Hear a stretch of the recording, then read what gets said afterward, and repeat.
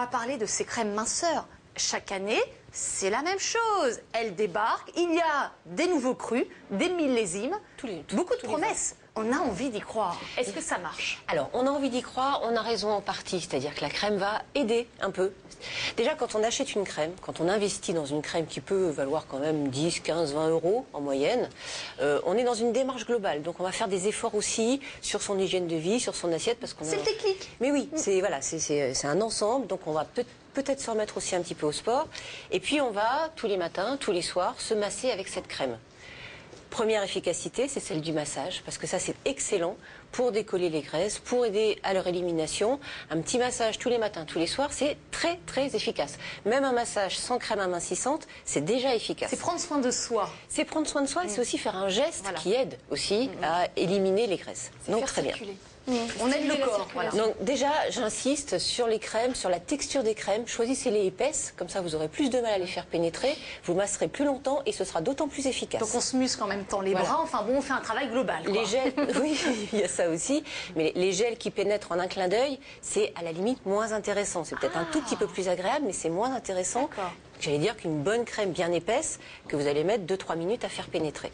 Pendant ce temps-là, vous massez et vous éliminez les graisses. Mais rassurez-nous, avant d'être commercialisées, toutes ces crèmes, elles sont testées. Elles sont testées et approuvées. Oui. Elles sont testées, parfois sur des volontaires. C'est-à-dire que là, on Ce a sont des mannequins taille 36. mais attendez, parfois c'est ça la publicité. On a des tests de satisfaction, c'est-à-dire qu'on donne les crèmes à des volontaires, à qui on les offre, au passage. On leur dit au bout d'1 mois en général, qu'est-ce que vous en avez pensé? Est-ce que votre peau est plus souple? Est-ce que vous avez l'impression d'avoir minci? Est-ce que machin? Elles vont répondre oui pour la plupart parce que en même temps elles vont avoir fait cette démarche globale et puis il y a cette espèce de pression, si vous voulez, du laboratoire qui vous pose des questions. On n'a pas envie d'être méchant avec eux, quoi. Donc on a peu tendance à répondre non, il est nul votre produit. Donc on dit oui, effectivement, ma peau est plus souple, ma peau est plus ferme, ma peau est plus tonique. J'ai l'impression d'avoir minci un petit peu. C'est pas qu'on soit orienté, c'est juste qu'on est de bonne composition, qu'on nous a offert la crème, qu'on l'a utilisée pendant 1 mois, puis qu'on n'a pas envie forcément de faire de la peine au laboratoire qui nous a offert tout ça. Donc les tests de satisfaction qui ont souvent des résultats très impressionnants, c'est 98% de femmes satisfaites. Bah oui. D'accord. Donc on se dit qu'a priori, 98% des femmes sont satisfaites, nous aussi. Mais il y a justement une enquête que vous avez menée, une enquête de terrain, en toute neutralité et indépendance journalistique, puisque vous avez passé à la loupe tous ces produits d'hygiène, de cosmétiques qu'on retrouve dans le commerce, parmi lesquels justement les crèmes amincissantes. Alors c'est le principe d'une enquête, expliquez-nous un petit peu les contours de l'enquête, le contexte de l'enquête, parce que là il y a un jury de spécialistes. C'est ça, c'est qu'on fait évaluer les produits par un jury de professionnels, donc qui réunit des cosmétologues, des dermatologues, des pharmaciens, des esthéticiennes, des coiffeurs pour les produits capillaires, et chacun évalue le produit dans son domaine de compétences, ce qui nous permet d'avoir une vue globale du cosmétique, parce qu'un cosmétique c'est une chose assez complexe quand même, hein. C'est une formule, c'est un packaging, c'est un message publicitaire, c'est une efficacité, c'est éventuellement des effets toxiques ou indésirables ou allergènes, etc. Donc chaque expert évalue le produit, puis après on fait une synthèse qui nous permet de faire un classement.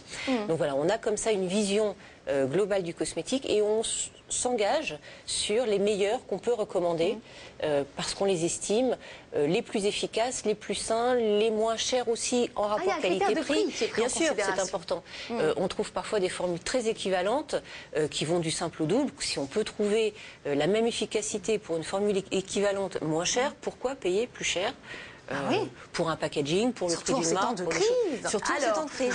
Voilà. Donc il y a une liste de 20 produits que vous savez sélectionner, puis il y a toujours le top 3. Alors justement, nous on s'intéressait aux meilleurs parmi les meilleurs, le top 3, et on va commencer, on va commencer le décryptage, et on va commencer par les amincissants. Alors, expliquez-nous ce que vous avez sélectionné, pourquoi font-ils partie du trio gagnant? Pourquoi eux? Alors pourquoi eux? Parce que ces 3 produits ont un point en commun, si vous voulez, c'est qu'ils réunissent à la fois des actifs réputés efficaces pour l'amincissement. En général, c'est la caféine ou les dérivés de la caféine, enfin tout ce qui peut apporter de la caféine, donc le thé, le café, le guarana, etc.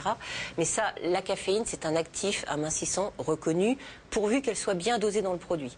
Donc on a vérifié qu'il y avait l'actif amincissant et qu'il était suffisamment dosé dans le produit, parce que quand elle est moins dosée, elle n'est pas efficace. Il faut qu'elle soit présente en forte quantité.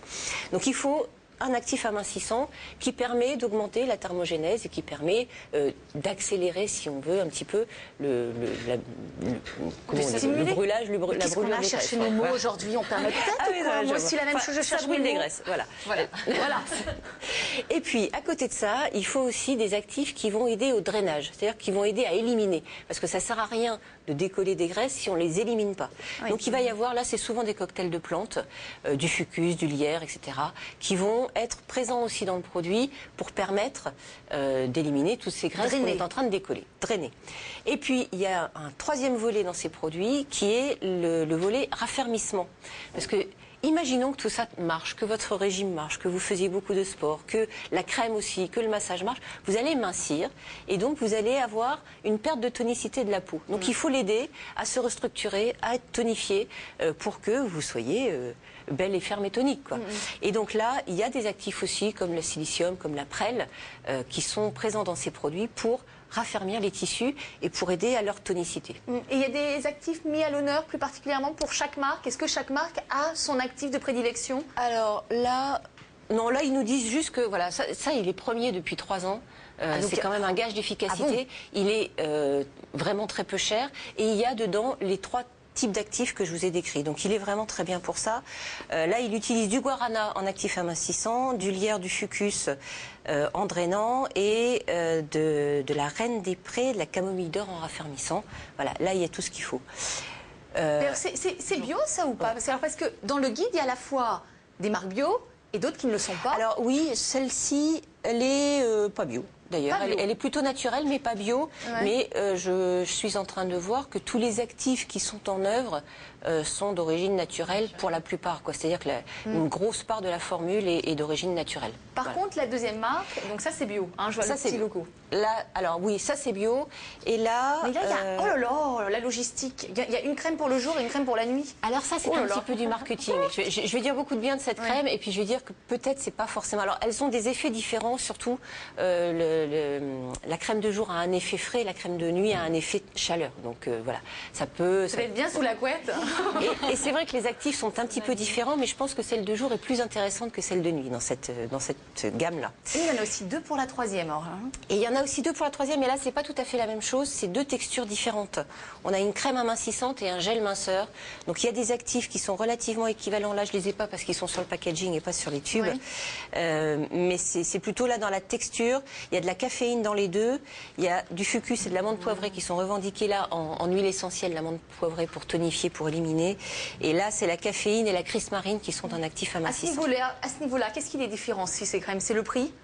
Alors, parce que qualitativement, sur un plan qualitatif, elles sont équivalentes. Là, non, c'est pas vraiment le prix parce que c'est 3 produits qui sont quand même assez bon marché. Je veux dire qu'on trouve des produits amincissants qui coûtent les yeux de la tête. On a aussi dans franchement, je lis là, c'est dans les 15, entre 15 et 30 euros. Ça, voilà. C'est pas forcément la peine d'aller plus loin au niveau du prix.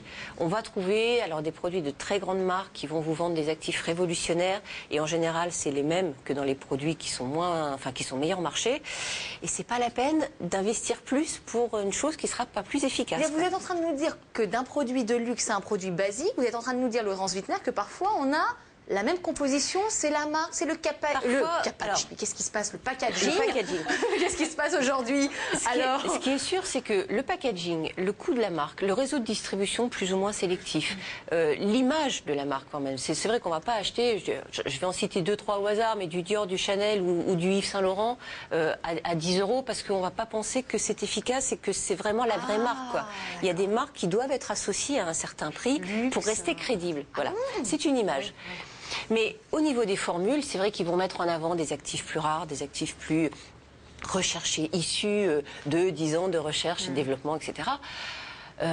Pour un amincissant, je vous dis, les actifs amincissants, on les connaît en général et c'est les mêmes, quoi. C'est les mêmes que ce soit dans un produit pas très cher ou dans un produit de luxe. Laurence Wittner.